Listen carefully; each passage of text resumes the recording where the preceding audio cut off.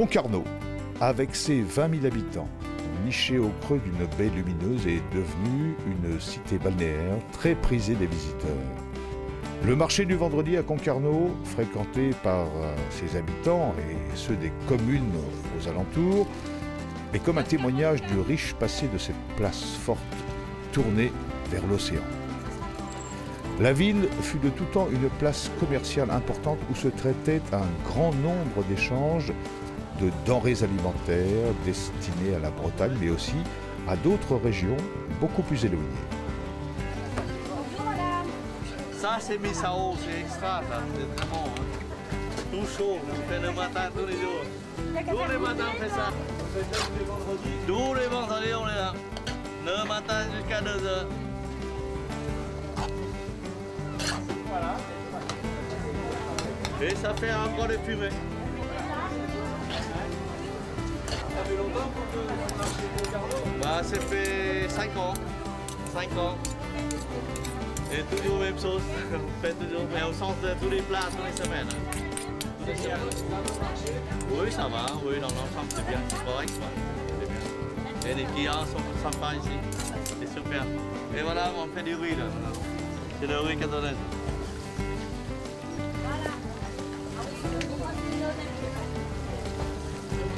Vous savez, c'est le nom du village, voilà. Oh, ça fait 23 ans, 25 ans que je suis ici au marché. 23 ans. Que vous venez au marché tous les vendredis? Tous les vendredis, tous les 23 ans. Au Moyen-Âge, la ville, posée sur un îlot rocheux de 100 mètres de long par 400 mètres de large, était fortifiée par une palissade de bois. Elle devient par la suite la 4e place forte de Bretagne et abrite une garnison ainsi que des familles de marins et de négociants quimpérois. La ville close est à ce moment le passage obligé des commerçants et des négociants. Elle va être dotée de 3 portes qui chacune joueront leur rôle. Pour comprendre cela, une visite de la ville close s'impose. Bien, nous sommes devant donc la porte principale de la cité de Concarneau, cité fortifiée du Moyen-Âge. 15e siècle, par où transitaient justement bien les charrettes venant du Vannetais, du pays d'Hennebont, pour passer effectivement sur Quimper, hein, par la route, la grande route comme on l'appelait, de Concarneau à Quimper, hein, donc un itinéraire qui était obligatoire. Hein.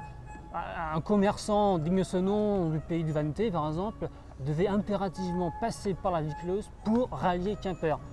Sinon, il fallait faire un détour par Melvin. C'était quand même presque 30 km de détour, ce qui était assez important. Donc cette porte principale qui montre aussi à quel point Concarneau est une véritable toile d'araignée autour desquelles gravite un ensemble, je dirais, d'éléments culturels et économiques. La principale activité des marins est la pêche à la sardine. En 1800, la ville abrite une flottille de 400 barques équipées par 2000 marins. La ville prospère rapidement. Au début des années 1900, la sardine va disparaître des côtes et va être progressivement remplacée par la pêche au thon en haute mer. La seconde porte est étroite. Située sous les remparts de la ville, elle permet de faire transiter les marchandises directement des bateaux dans l'enceinte où se trouvent commerçants et artisans.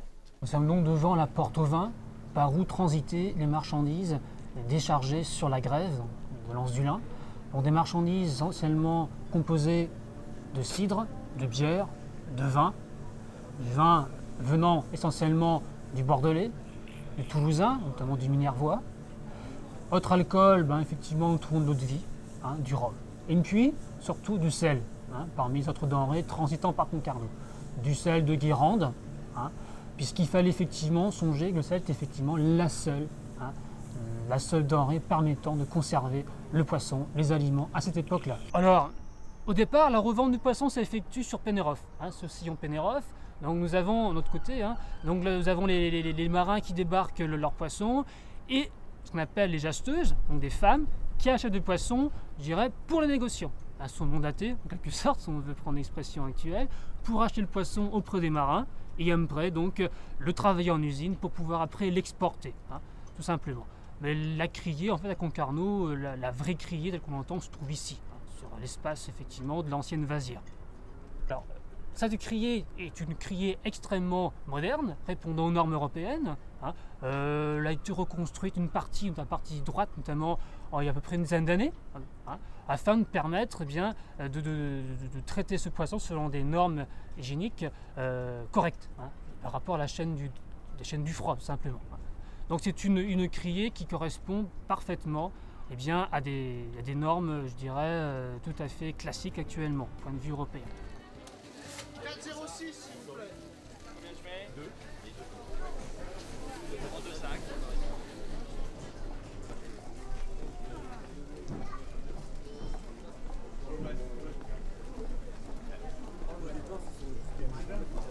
Oui, alors nous avons le quartier principal, c'est le quartier Saint-Guénolé. Là se trouve effectivement la fontaine. Et puis à la périphérie s'installent les artisans, hein, les voiliers, les tonneliers, parce qu'il fallait effectivement pour exporter le poisson, bien des tonneaux, et puis des sabotiers. Donc, un artisanat local, en 11% en fait, de population concarnoise en 1780, hein, d'artisans, une trentaine de pourcents de marins, et vous voyez à peu près, même pas 8%, hein, 7-8% d'hommes de robe, hein, des officiers, des hommes des impôts, des hommes de robe, hein, tout ça effectivement c'est une infime minorité. Hein. Alors, donc 40%, voyez-vous, de marins et d'artisans. Le commerce qu'on voit actuellement, c'est des années 40, hein, c'est d'après-guerre. Mais antérieurement, nous avions effectivement des maisons d'artisans, tout simplement. Hein. Alors, le quartier central, c'est la bourgeoisie, hein, les négociants, les notaires, les avocats, les procureurs. Et à la périphérie, nous avons des artisans qui s'installent tout simplement à la périphérie de l'église Saint-Guénolé. Reste actuellement de cette église Saint-Guénolé les frontons, hein, la porte d'entrée principale, tout simplement. Et puis destruction des bâtiments qui arrivaient jusqu'au niveau des palissades, hein, voyez-vous, donc il y a presque une bonne quinzaine de mètres, 20 mètres qui ont été, je dirais, détruits. Donc ces maisons, hein, devant nous appartenaient au départ à des marins qu'on appelle maîtres de barque, donc des marins aisés.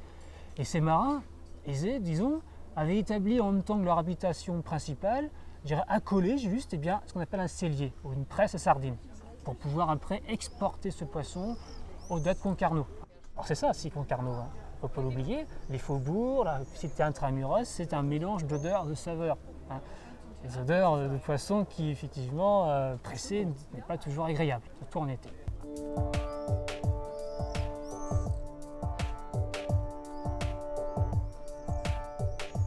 Pour la porte du passage, par où transitaient non seulement les passagers venant de la campagne, du pays vanté, mais aussi les charrettes chargées de blé, hein, de planches, de toutes les vaches, hein, venant des environs, pour passer dans la partie terrestre de l'Auriac, sur la partie gauche du Moros, vers Concarneau, et puis après donc prendre le chemin de Quimper. Le bac du passage est aussi un lien essentiel, vous voyez, hein, surtout au jour de marché, hein, pour éviter de se garer en ville et confronter à des soucis, je dirais, de place, aux gens de passer directement de la rive gauche du Moros à la rive droite, et ainsi passer en ville close et faire leurs emplettes en ville durant l'été. Donc c'est aussi un cadre charmant, hein. Le bac est aussi quelque chose de convivial, hein. Des passeurs extrêmement charmants, agréables, qui fait que le public passe 3 minutes de plaisir durant l'été, voire durant l'hiver.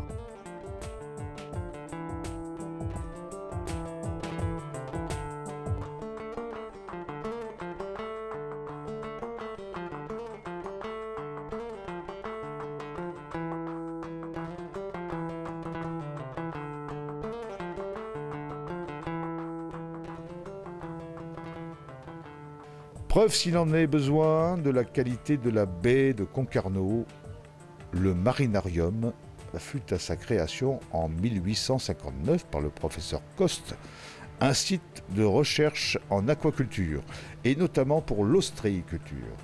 On y mettra au point les premiers captages de larves d'huîtres sur des tôles Cholet. Par la suite, le centre de recherche va évoluer. Le marinarium va être créé pour devenir la partie visible des recherches qui sont menées en laboratoire. Le choix de la baie de Concarneau s'est fait par hasard, mais C'est quand même la qualité des eaux qui avait été reconnue. L'eau était de bonne qualité et l'intérêt aussi, c'est la proximité des Glénans. Il y a eu d'autres stations marines créées à peu près dans les années qui ont suivi. Mais ici, c'était les pionniers dans ce domaine. Alors il faut aussi imaginer qu'à l'époque, évidemment, l'électricité n'arrivait pas au laboratoire, mais c'était une éolienne qu'il y avait sur le toit de la station. La station a évolué parce que les techniques ont évolué, donc de la biologie, zoologie, on est passé à la physiologie et maintenant à la biochimie. Mais cette station a appartenu au Collège de France, qui est un grand établissement de l'éducation nationale.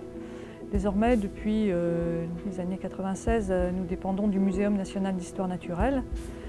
Et en plus de sa vocation de recherche et d'autres vocations, à celle de la diffusion des connaissances.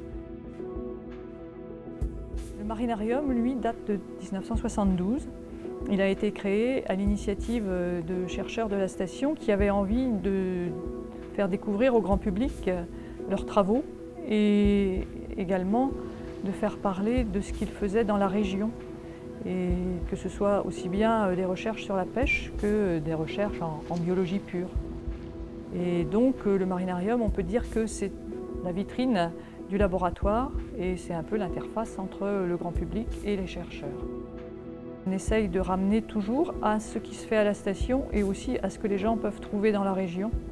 Donc on a un petit peu deux rôles, un rôle d'explication bien sûr et également un rôle, disons, d'initiation à la protection du milieu. Nous faisons également des sorties découvertes du littoral, donc dans le but d'expliquer tout ce qui vit depuis le haut de la plage jusqu'à l'endroit où il y a toujours de l'eau.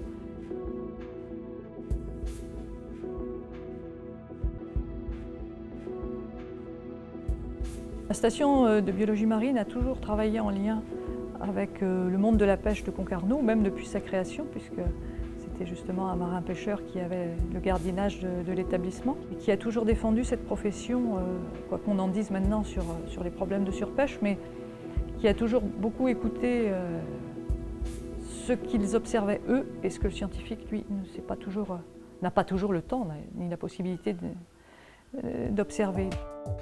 C'est un premier pas vers le grand public, parce qu'une prise de conscience, par tous, est apparue nécessaire à la sauvegarde de l'équilibre du littoral.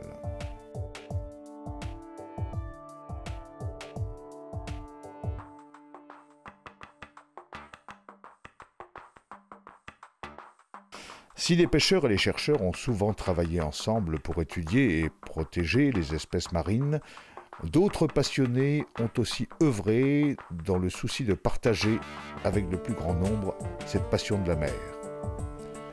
Depuis 1940, la ville de Concarneau souhaitait la création d'un musée de la pêche. Premier du genre sur ce monde, cette initiative allait se concrétiser en 1961 avec son installation dans les remparts de la ville close. Un endroit surprenant à découvrir absolument.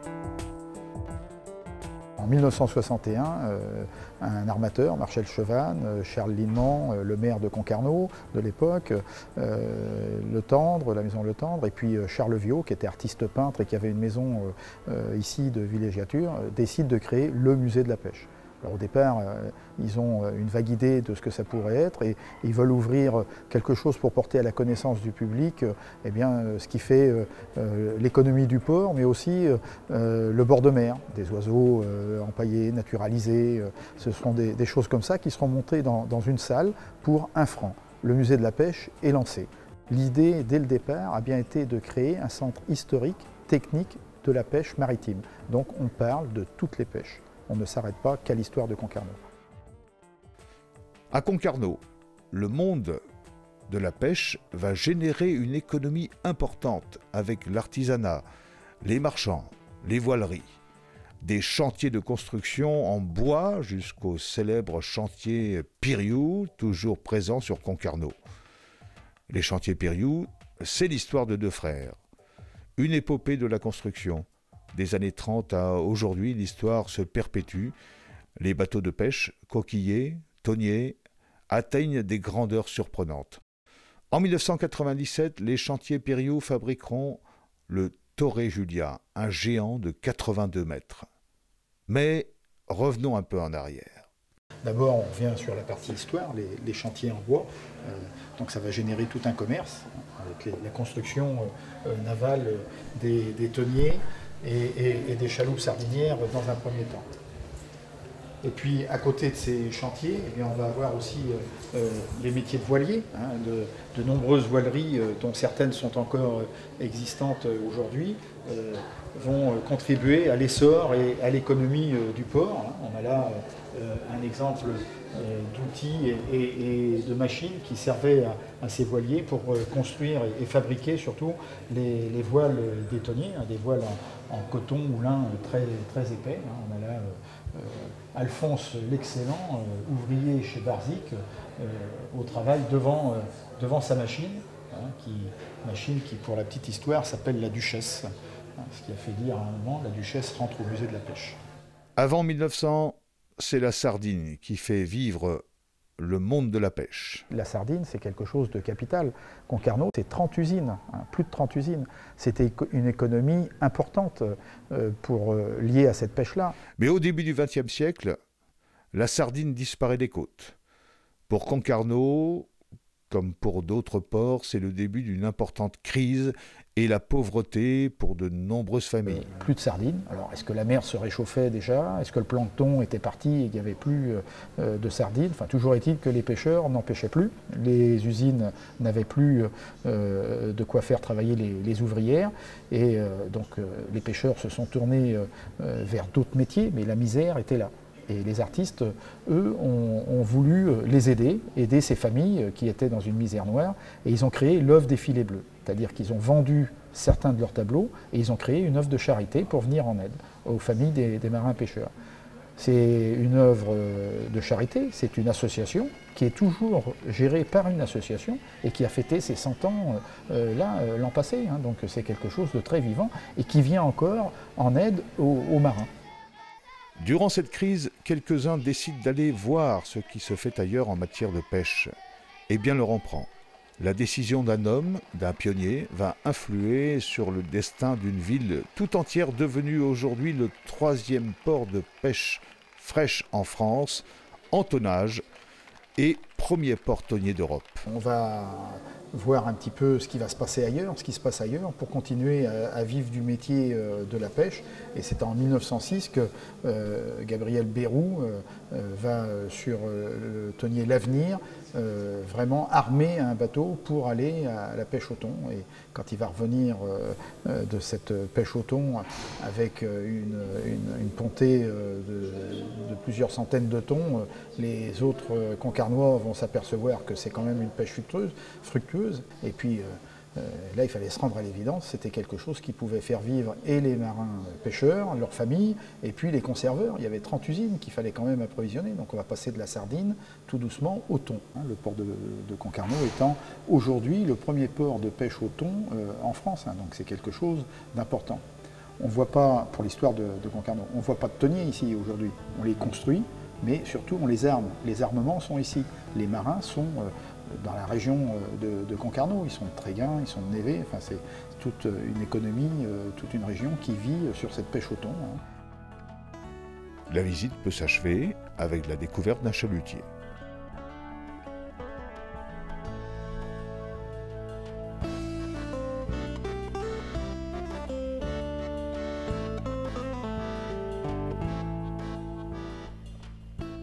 L'Emerica, qui est là depuis 1987, est un chalutier des années 60, un chalutier dit classique, on pêchait sur le côté. C'est une pièce maîtresse du musée et c'est surtout l'intérêt de le conserver pour le patrimoine maritime français, c'est que c'est une coque rivetée, soudée. Et aujourd'hui en France, il n'y en a plus de coques rivetées. En Europe, 2 seuls bâtiments sont comme ça, l'Amandine à Ostende et donc cet Emerica ici à Concarneau, chalutier hauturier. Alors l'Emerica, de la cale à la passerelle, on va donc faire une visite commentée de ce chalutier classique.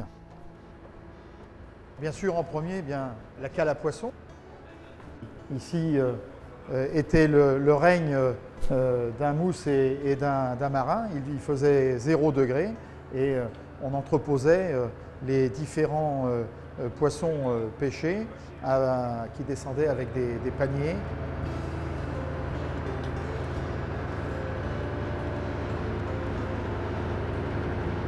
On va aller maintenant voir un petit peu du côté de la machine. Alors ici, eh bien, un moteur du vent, hein, un moteur avec cylindre en ligne.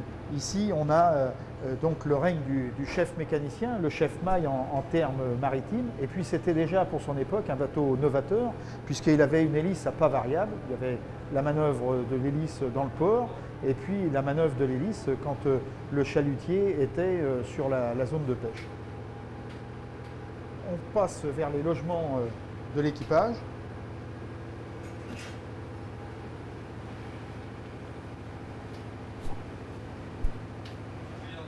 Le poste équipage arrière, ici, eh bien, 8 hommes pouvaient dormir, avec à côté, eh bien, on verra la chambre du patron mécanicien avec un hublot qui lui permettait, même d'un œil, la nuit, eh bien, de surveiller son moteur. On va aller voir du côté de la cuisine. Cette cuisine, eh bien, c'est un petit peu aussi le cœur du bateau, parce que le moral de l'équipage est souvent tenu par le cuistot dans l'assiette. Hein. Et il est important que ce cuistot, qui est aussi un marin pêcheur, parce que quand le pont est rempli de poissons, il est d'abord sur le pont, et bien ce cuistot, il a devant lui, pour une quinzaine de jours de marée, 300 repas à faire pour la quinzaine d'hommes du bord. Donc c'est une lourde charge qui lui incombe. On va aller voir un peu le carré équipage à l'arrière. On n'oubliera pas la douche, la seule douche du bord, et le carré équipage où eh bien, cet équipage d'une quinzaine d'hommes va manger et se restaurer. Ce sera aussi un lieu de détente.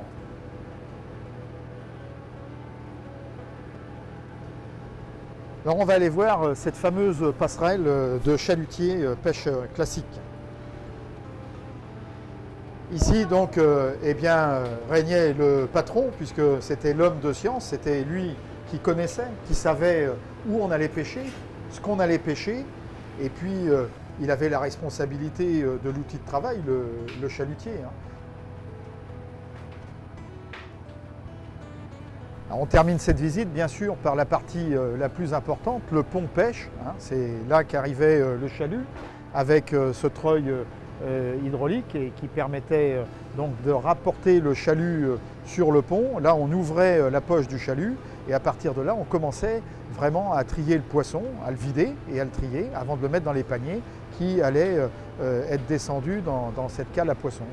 Donc ici, les marins, eh bien, travaillaient en plein air, face aux intempéries et à la température parfois très fraîche dans l'Atlantique Nord.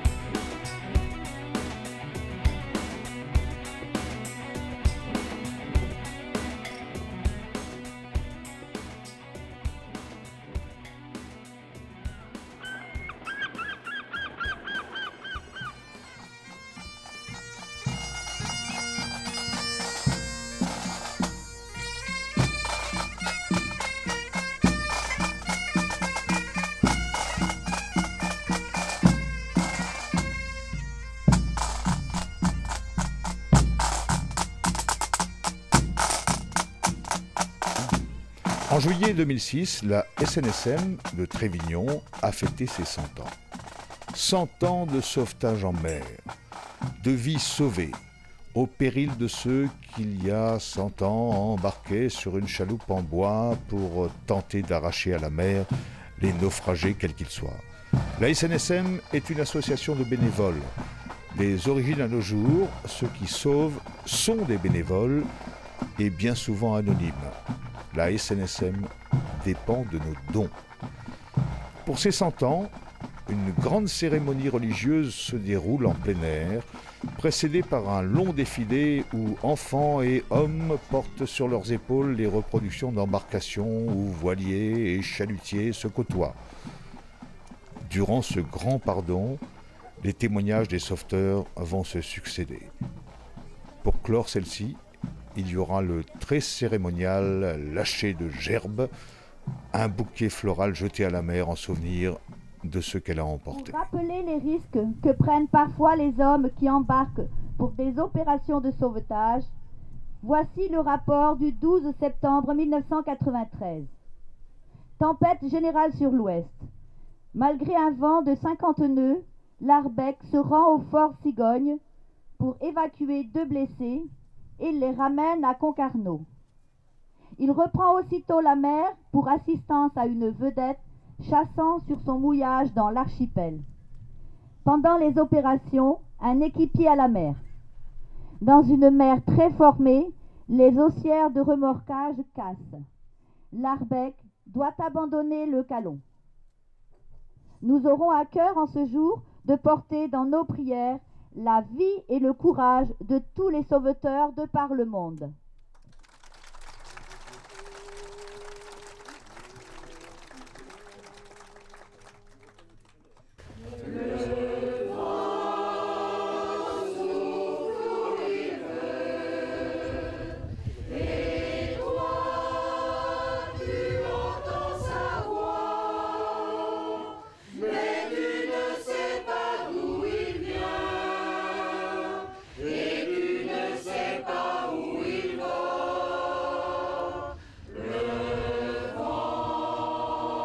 Alors pourquoi la SNSM? La SNSM, c'est une association d'utilité publique. Cette association donc, est faite, je dirais, pour rendre service, pour aller chercher des bateaux en avarie, pour sauver des vies humaines. Donc j'ai accepté bien sûr ce bénévolat.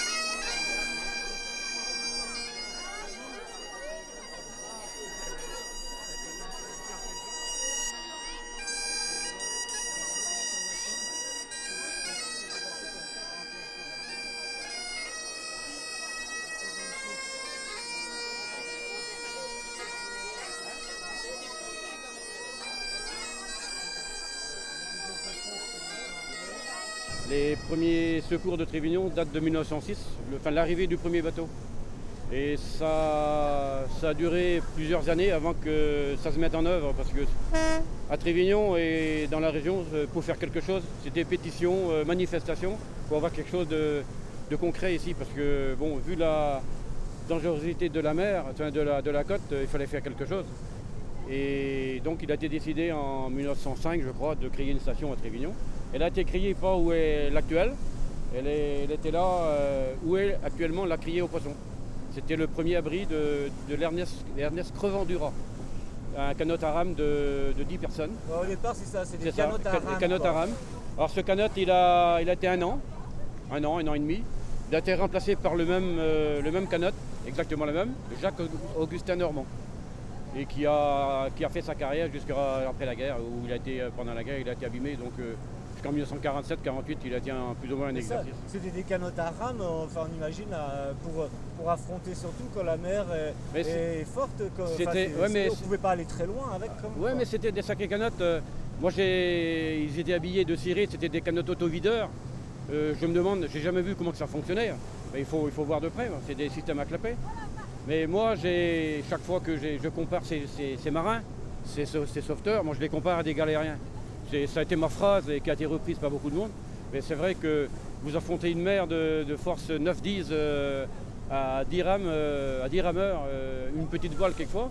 Mais c'est incroyable. Je crois que 10 rameurs, c'était la force de 4 chevaux.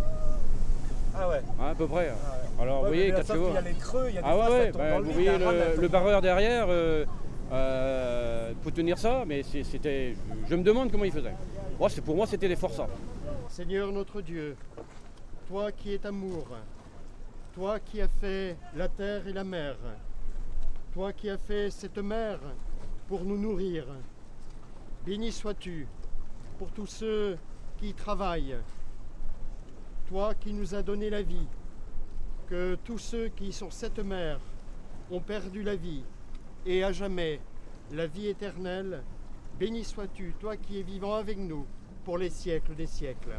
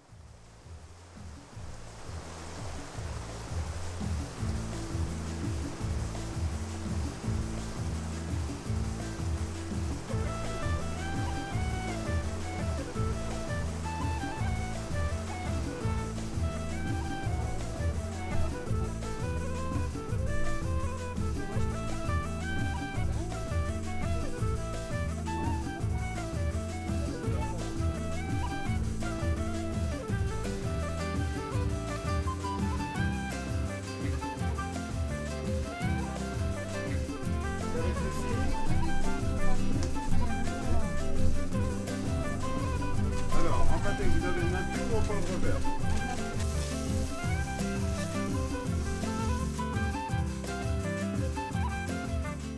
Outre ces fameuses galettes, Pont-Aven attire surtout les visiteurs par sa réputation internationale de cité des peintres.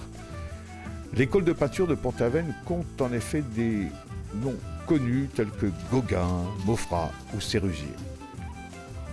Tous ces peintres maintenant reconnus sont venus apprendre et exercer leur métier dans cette petite ville à la fin du XIXe siècle.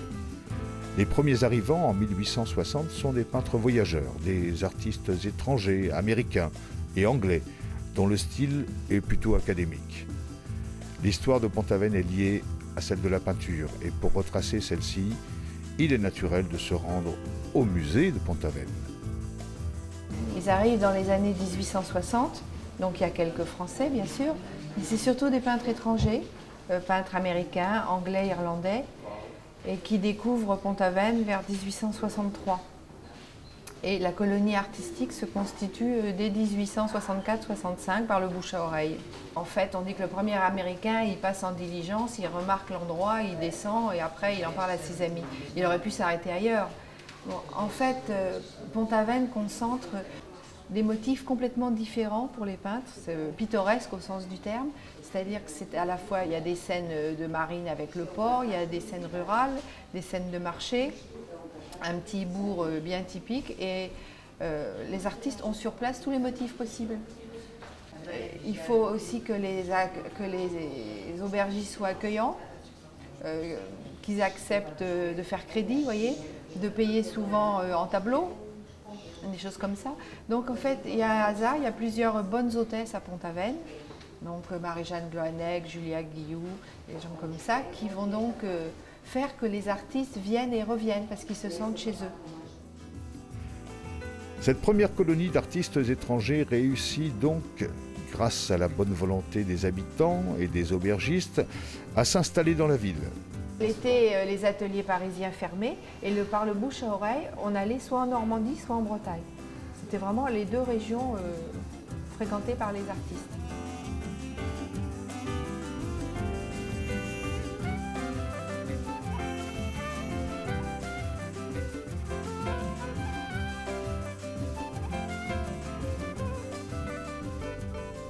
Mais leur peinture, plutôt académique, ne fera pas la gloire de la ville.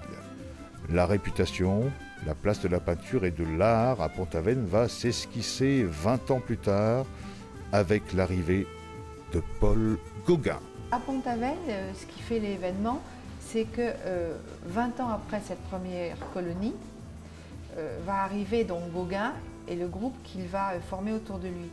Donc Gauguin vient ici, pas du tout parce qu'il n'y a personne, il ne veut pas être tout seul dans son coin, il veut être dans un lieu où il pourra discuter avec d'autres artistes, où il se sentira bien. Et il vient parce qu'il sait qu'il y a une trentaine d'artistes qui vivent à l'année ici. Donc il ne vient pas pour s'isoler, il vient pour être dans un contexte favorable pour son art.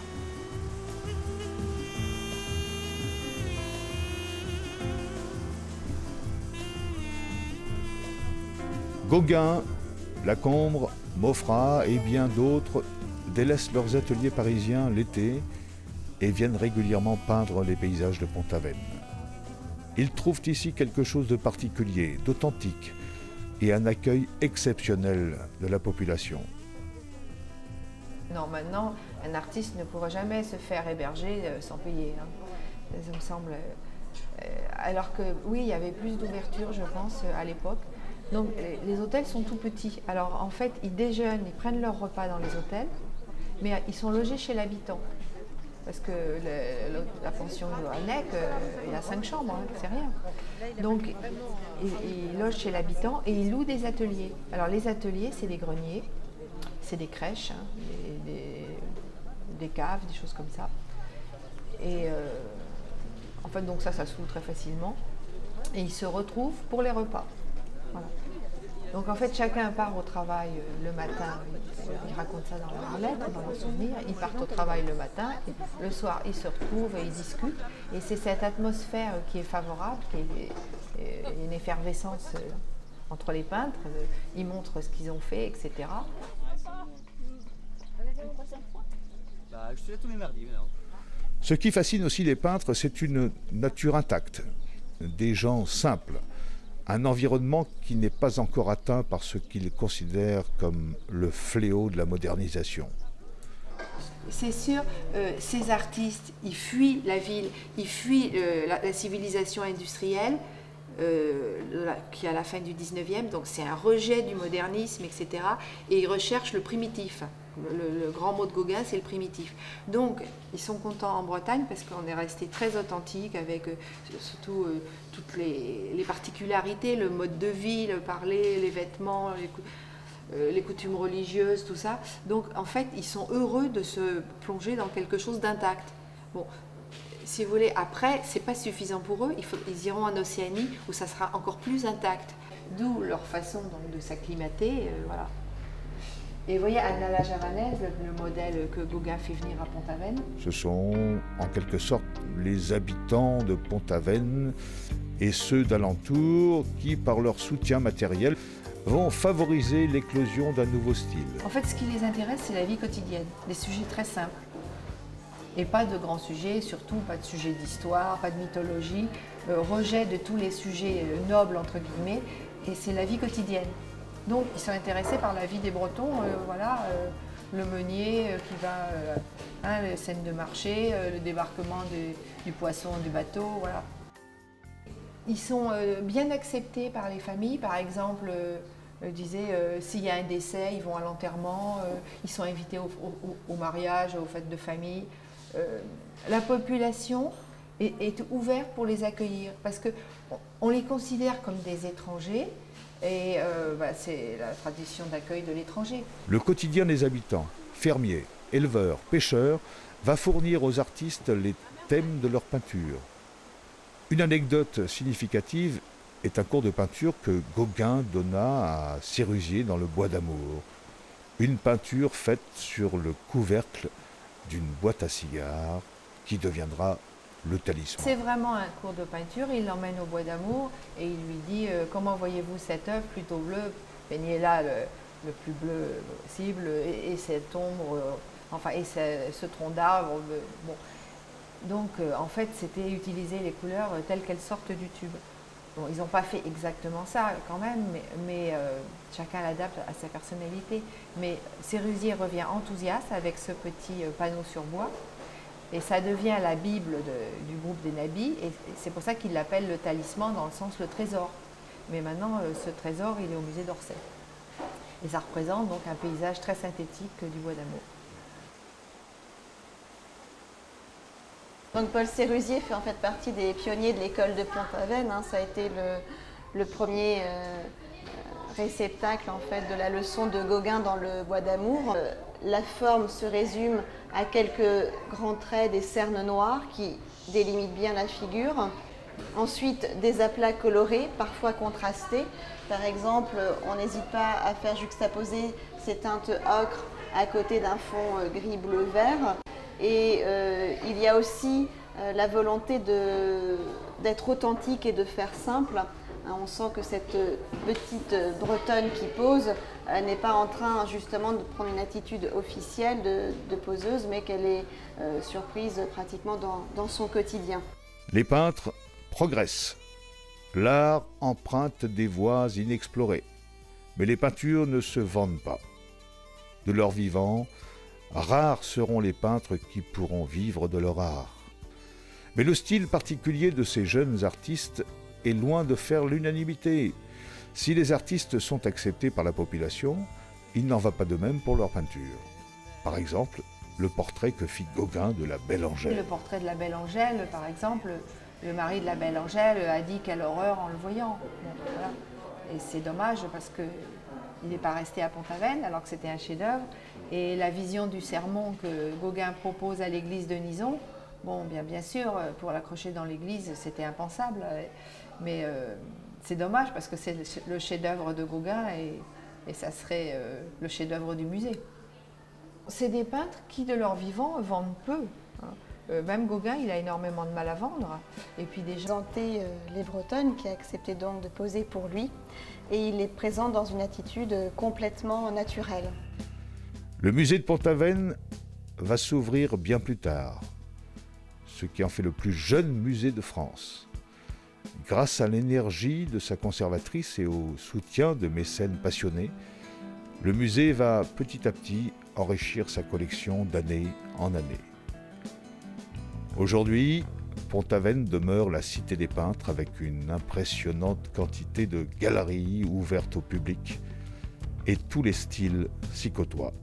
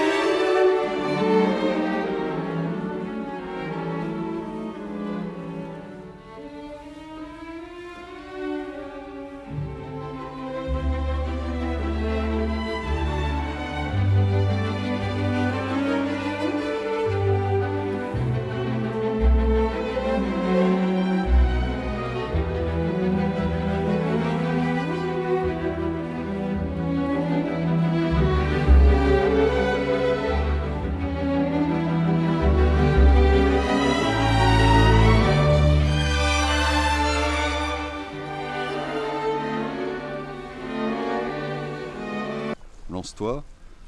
C'est vrai que c'est pas facile au départ. Il a fallu quand même remettre le chantier aux normes. Malgré tout, j'ai quand même la chance, comme je disais, d'avoir l'outil, le parc, ce que n'ont pas d'autres jeunes qui, eux, doivent s'installer et doivent partir de zéro.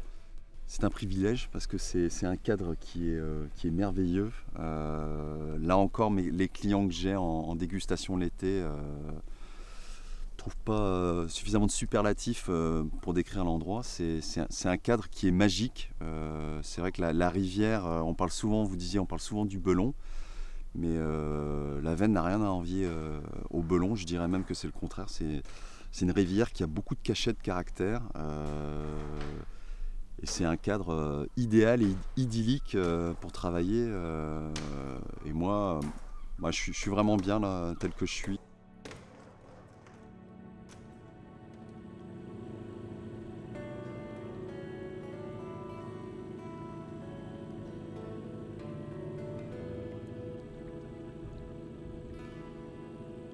Ça n'a pas de prix d'être indépendant, je dirais, parce que je suis indépendant et de travailler dans un cadre comme ça.